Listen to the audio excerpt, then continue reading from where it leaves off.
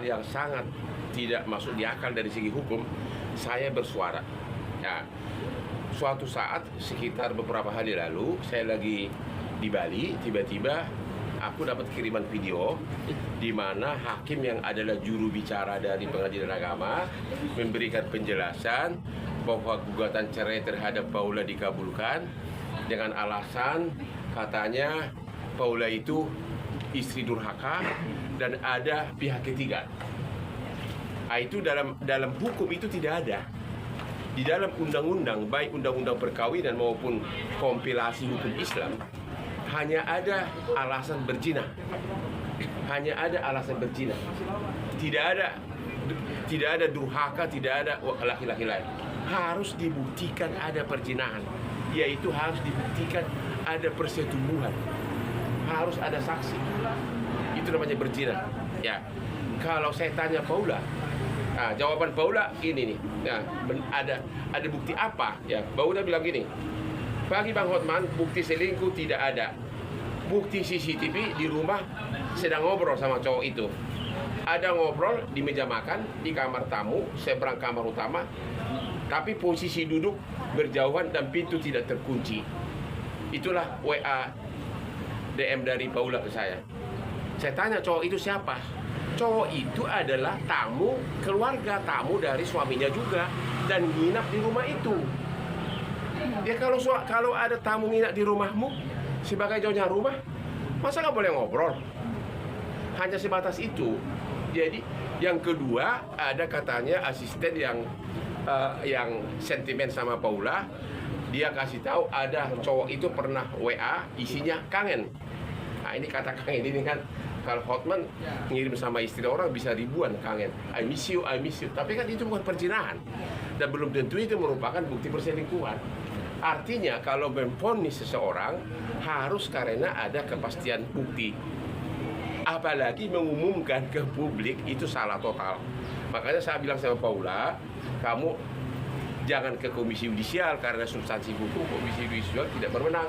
Laporkan aja jubir pengadilannya ke Dewan Pengawas Mahkamah Agung, saya bilang. Sekali lagi, saya bilang sama Paula di awal saya udah bilang, karena saya juga tidak berusaha chat dia, saya tidak berniat menjadi pengacaramu, tapi suara-suara saya akan sangat berpengaruh untuk membentuk opini publik karena di Indonesia ini no viral no justice. Yes.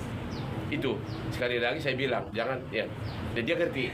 Bahkan saya bilang kalau kau konferensi pers harus pengacaramu. Kalau kau butuh saya untuk pendamping nggak apa-apa, tapi saya tidak mau jadi pengacaramu. Ya klien saya kan ratusan kasus-kasus besar bisnis gitu ya. Tapi karena pengalaman saya sudah 38 tahun, 20 tahun dibimbing oleh orang asing, jadi logika hukum saya sangat tajam. Dan kebetulan saya selebriti yang followernya banyak banget, termasuk politisi. Bahkan Presiden Prabowo itu adalah klien saya 25 tahun. Sama keluarganya semua klien saya. Sampai sekarang keluarganya masih klien saya. Jadi apapun yang saya omongin di Instagram itu akan didengar, dibaca oleh para petinggi hukum di negeri ini. Bang, tapi kenapa harus ngobrol di kamar tamu ini kan? Ya, namanya tamu, ya namanya bisa aja tamu kan. Ya bisa aja pas lagi lihat tamunya lagi beres-beres duduk ngobrol, nggak apa-apa dong.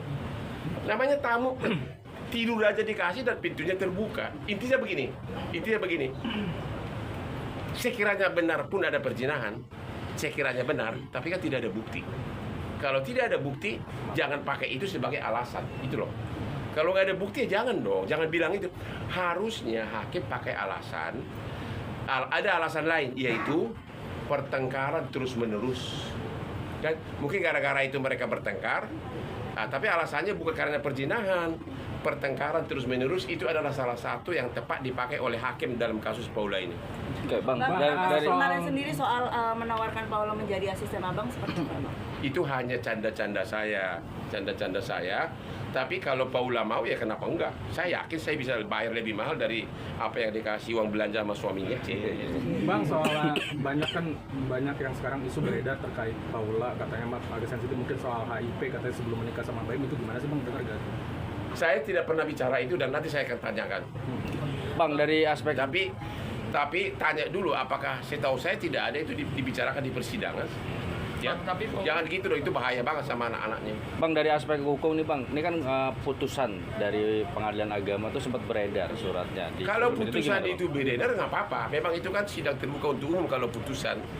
Yang salah itu adalah jubirnya harusnya tidak boleh membuat kalimat sedetail begitu. Cukup dia katakan bahwa telah diputus cerai, putusannya belum final, masih ajukan banding. Dia tidak boleh membuat keterangan bahwa